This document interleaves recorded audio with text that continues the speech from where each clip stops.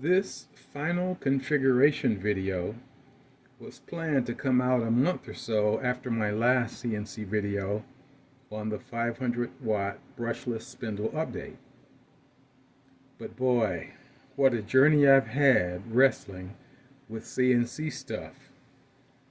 This longish video will highlight the steps of that journey and begins with a bit of background as to why I went the CNC direction. I hope something mentioned proves useful to you. My pursuit of a CNC began when I ran into an issue with one of my 3D printed parts. This part, a cell lug keeper printed in my usual ASA filament, did not have sufficient strength to keep the cell lug in the tracks when raising the mainsail, but was adequate when lowering the mainsail. Previously, when extra rigidity was needed in a part, I brought out my spool of carbon fiber ABS, which is much stronger, which might have worked. But I wanted to go all the way to aluminum, which I know would work with no possibility of breakage. I have long worked with aluminum for flat or angled parts, but this part was different. I needed some fairly precise three-dimensional aspects to the final part. I had heard about CNC before and was interested, but I had a lot to learn. As I was buying a CNC to make only 2 parts for now, I did not intend to spend a lot of money. I found a number of YouTube videos about using the low-cost 3018 platforms to mill aluminum. But in almost every case, they looked right on the edge and were best modified for adequate or passable results. So I almost immediately eliminated the 3018 route and soon stumbled on the 1310 unit. This was compact and much more rigid, with strength components often the same or better than the 3018s. Just as I decided to get one, I came across a video that highlighted and crucified its weaknesses. Fortunately, while looking for the 1310s on eBay, 3040 CNCs came up in those search results, and frustrated with the frailty of the smaller units, I committed to this 3-axis 3040T with a 300-watt spindle, a hand controller, and a control box with a USB interface instead of the pseudo-parallel interface, but no included software. The 3040T arrived fully assembled, a great extra. As I evaluated it and ran initial trials, I had noticed that the Y-axis had a bit of play, while the X and Z were very steady. Given the fact that it was a Chinese unit, I had seen on YouTube a 6040 with Y-axis play, so no big surprise. I accepted that as a normal, until one day while having the unit upside down, I noticed screws on the Y-axis lead screw nut assembly. I tightened them, and the play went away. It just wasn't properly adjusted at the factory. With use, though, some of that play has returned, so I need to get it upside down to revisit that adjustment. Most of these Chinese 3040 CNCs are set up for the use of Mach 3. And the ones that come with software provide what I have heard referred to as a cheat copy. Honestly, I liked the sound of Gerbil, as it seemed more similar to my 3D printing experience. Anyway, I located the real deal on Mach 3 and forked over the $175 for software designed to run on a version of Windows I hadn't used in quite a few years, but found the tools and methods for use with Windows 10. Having been 3D printing custom functional parts for some time, I already had design tools, aka CAD software, at my disposal and regularly used Tinkercad, OpenSCAD, and some use of FreeCAD. The part in question was designed with OpenSCAD.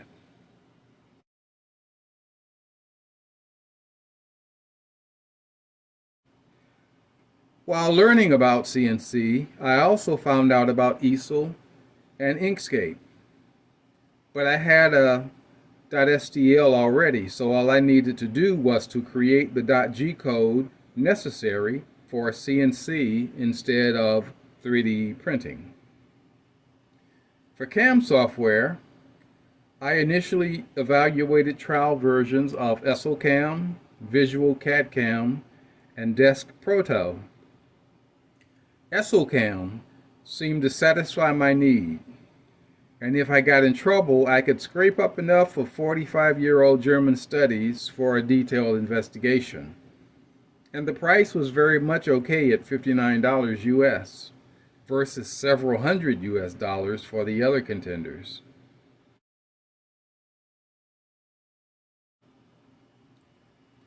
Armed with the new CNC, still with the original 300-watt spindle, and the new CAM software, I figured out how to cut two of these parts out of aluminum with 1/8" upcut end mill without part or end mill cooling in the first week, with a partial failure on one attempt due to part slippage.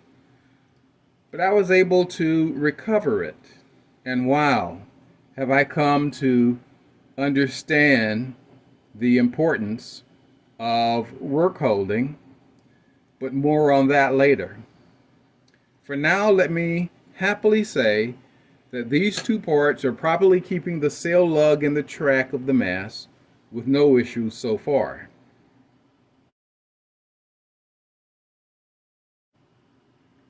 FYI, after successfully making these parts as a truly green CNC novice, I kept making them and failing to make them again and again in order to build knowledge about various CNC techniques in mills, part cooling, part lubrication, work holding, and how to better use ESLCAM and Mach 3. I made the two original parts by clamping the aluminum plate over 5mm ply to protect the bed from the milling operations. Everyone on YouTube was talking about spoil boards, so I added an MDF spoil board cut in strips to retain use of some of the channels for clamps.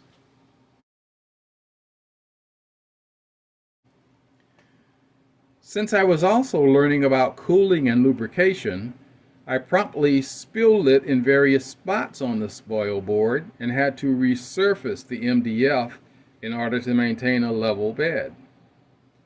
To prevent reoccurrence, I 3D printed catch basins with whenever lubrication was being used. But that lubricant was hard to contain, and I again had to resurface the swollen areas. Frustrated, I took the MDF off. Since I was still grinding aluminum into various sizes of dust, I still needed a nice level area. So I took the drastic step of leveling a small area of the original bed, only large enough to keep testing the same part using the clamps I made for the purpose.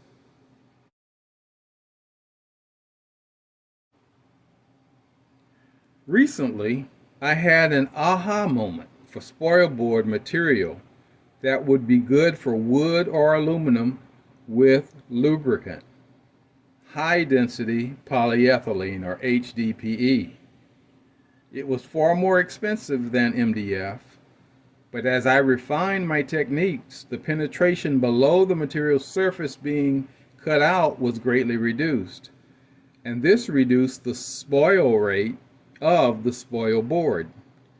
I ordered some, and it has been a hands down wonderful addition. With all of the patterning, it does not look level, but it is. I used the painter's tape superglue method to secure it to the original bed surface. The tape surprised me how well it stuck to the HDPE, but I was and am prepared to try Gorilla Tape on the HDPE if it gets pulled loose from the painter's tape. Instead of clamps, I have now been using the painter's tape and superglue part retention method, and so far, no slips. That might be different with a metal part when I add cooling lubrication, but we'll see how it goes.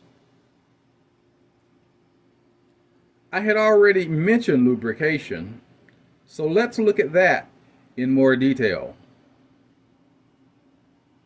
Actually, it is just as much miscooling as it is lubrication.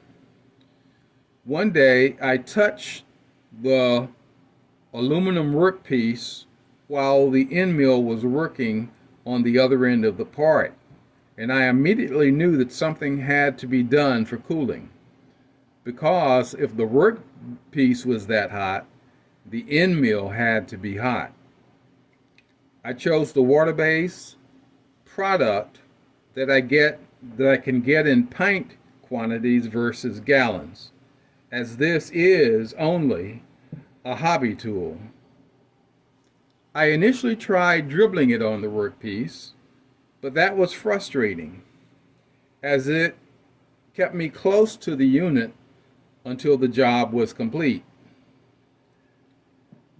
I needed something better, and once again, other contributors on YouTube showed me the way. My first effort had a big learning curve, and as previously mentioned, it spoiled the spoil board.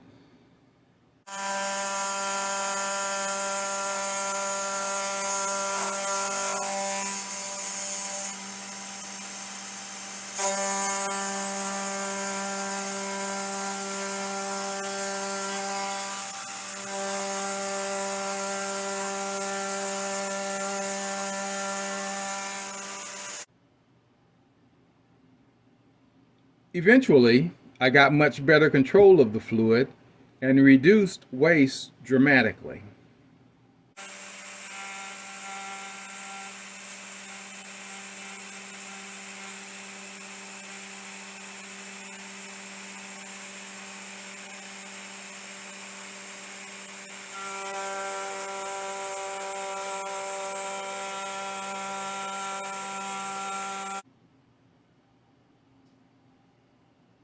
I didn't want to add to the noise level in the workshop, so I wanted to go with a quiet, low-pressure air source to drive the cooling versus buying a very expensive, quiet, high-pressure compressor.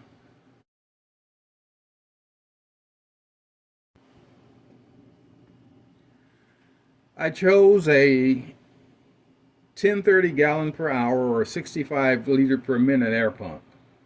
And following a hint from a YouTube video, I drilled out the outlet port as far as my courage would allow to significantly increase the airflow.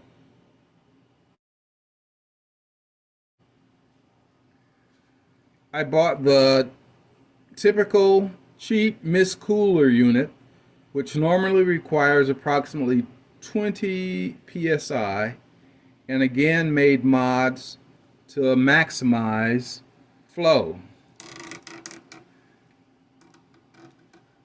I drilled out the exit port as far as courage allowed, then removed the outer tip and drilled out the 3 siphon orifices inside, again as far as courage would allow.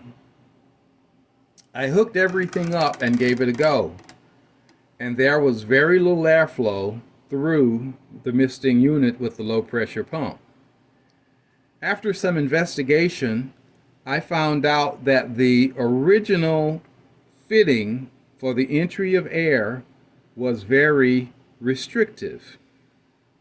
So I swapped that out for a full flow fitting, which coincidentally came in the tubing kit.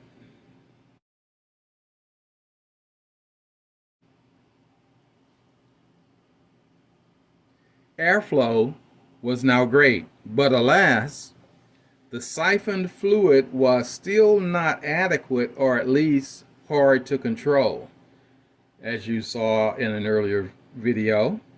So I added a splitter to the air from the pump and directed the new flow to the lubricant bottle and sealed it in. This splitter also came with the tubing kit. Now, miscooling and lubrication was working, and I was cooking with natural gas, and I could hear an overall improvement of the sound when milling aluminum, and the part and end mill remained much cooler. In fact, cool to the touch, at least the part doing the milling operation. Now that I had lubrication, I needed to do something with work holding, as lubrication added more slippage everywhere. So I bought more clamps and created new clamps to make the work go better. Now, the switch to the HDPE spoil surface has also served to facilitate better work holding through the use of the painter's tape and superglue part retention method where applicable. The install of the brushless spindle was handled in a past video, but boy, has it been a very nice addition. I had mentioned a plan to use it for drilling. These holes through this 1-inch aluminum block was completed using this spindle with drill bits. I purchased a set of shorty drill bits via eBay to keep from using up too much Z-height when they are mounted.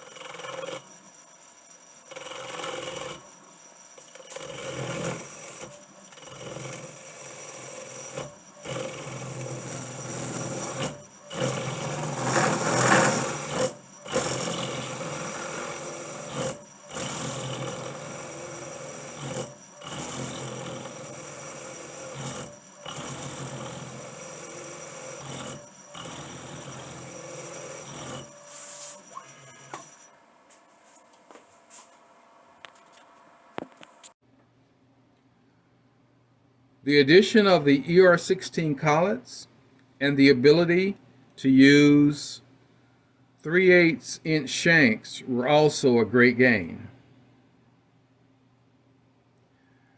I now have end mills from 6/10 of a millimeter through 5/8 of an inch, along with the 1-inch servicing bit, which performed very well on the MDF and the HDPE spoil material. I also have a bowl bit and have completed a variety of projects in wood using it. Plus, with the ER16 collet, oh the joy of reducing my dependence on the 1/8-inch V-bits that came with the part. The final item to mention regarding my present configuration is dust collection, as I have done quite a bit of work in wood, and it is critical, or I fill my workshop and lungs with unpleasantness. I found a 3040 dust boot on Thingiverse which was close, but not quite for this spindle. So I downloaded it and using Tinkercad adjusted it and added to it to make something with which I could 3D print and use with my shop vac. It has changed over time, gained an extension, a shorter brush to keep it away from the end mill as you plunge deeper into the work, and other refinements.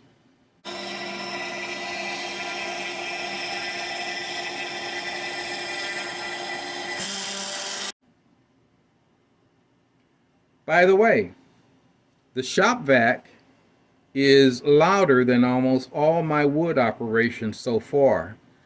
So I have plopped some sound insulation material over it and put a box of soft foam between it and the nearby channel to the rest of the house to block sound transmission. That is where the configuration stands and has been for a while. I had planned to add an enclosure, but somehow it seems more of a get in the way thing at the moment.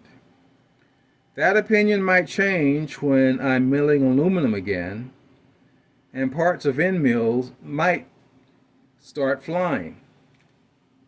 I do have a little shield that I use that sits in front on some occasions. For now, dust control using the shop vac has been sufficient. I'd love to have an automatic tool changer spindle, but that would cost more than my all-in investment at this point, not to mention all of the other stuff I'd have to add to make it work. So far, my most complex project has had 4 tool changes. Rezeroing is actually fairly easy, and it's just a break in the action, and it is a hobby. You need a bit of pain and suffering to balance the joy. I have to say that wood has brought more joy than I had ever imagined, and has quadrupled the quality and quantity of the overall CNC experience.